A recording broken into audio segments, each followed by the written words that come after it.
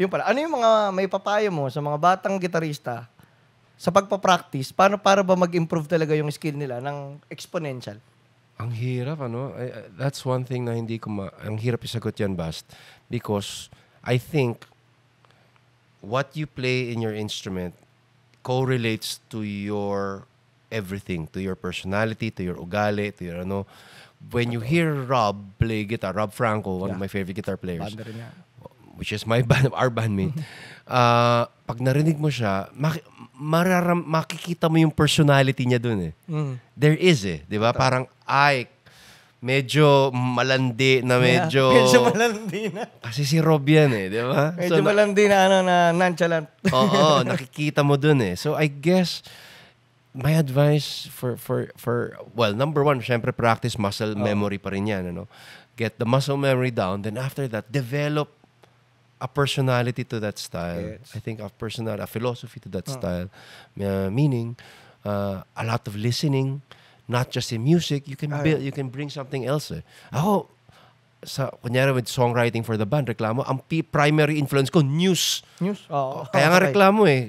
Naiinis lang ako eh. Parang journalistic. Social commentary siya na parang gago kasi itong gago na to eh. Yun, lalagay ko sa kanta kasi nabubuisit ako. Gets. So, yun. Naging catharsis sa akin. Naging parang, puta, release ko. So, ganun din siguro sa mga, sa guitar playing, at how I tackle sa guitar playing. Parang, magandang ano to. Pero, bring a personality into it. Ang daming magagaling that I see na hayop bawa ko sa skill. Kaso may time na parang, hindi mo maalala. Gets. Diba? Oo. Kasi yun nga parang, yung sa pagtugtog, kailangan mo rin talagang maghanapin yung sarili mo tapos magpakatotoo ka doon para mailabas mo yung sound ko talaga eh. But it will take time. It will take time in any instrument, in any art form. Yeah, it will take time to find that. Pero feeling ko kasi kung malakas ang ano ba to? Inner spirit. Ano ba to? Tawag doon? Soul. The force. I don't know what you call it. Yung fire mo sa loob. Yung fire mo sa loob. Kung malakas yung lalabas siya by nature eh. I don't know how that happened to me. It's just siguro opinionated lang ako masyadong tao na lumabas siya eventually. Even in my guitar playing na gano'n na... Marami tayong gusto sabihin. Parang Oo. In that sense, yeah. Ano naman, pagdating sa theory? Wala ako masyadong theory. Hindi ako masyadong... Although nag-music school ako sa UP for a while. Nag-certificate course ako sa UP Diliman music. Pero hindi ko masyadong na-develop eh. Ang ano ko talaga, in technical in the technical aspect, mas arpeggios ako. I like arpeggio, I like licks, I like riffs. So dun ko din nadadala kasi I don't know, parang yung notes mismo has may ano siya, may kwento siya, how it goes from there to there, di ba? Parang nakakatuwa eh. So yun. So in theory wise, I guess hindi ko masagot yan eh. Hindi ako theoretically adept sa ganun eh. Baka Kasi dati akala ko nung hindi pa na ako exposed sa music world.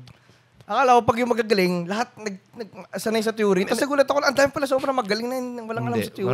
Maraming, di ba? Sabi nga nila. Kahit si Robert di ba? Kahit si Robert, hindi nag-theory.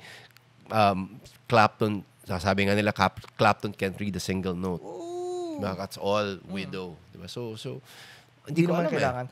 So, sa practice lang din talaga? I guess. Pero maganda yung aral mo. Maganda, if you can, kung nandyan na yung studies and nakuha mo, great. That's better. Diba? For me, that's better na alam mo. Na kaysa hindi mo alam. Always mas alam mo dapat kaysa hindi mo alam. Tawag dito, dati nung nagpa-practice ka pa. Ngayon ba, nagpa-practice ka pa rin araw-araw? Oh, yeah.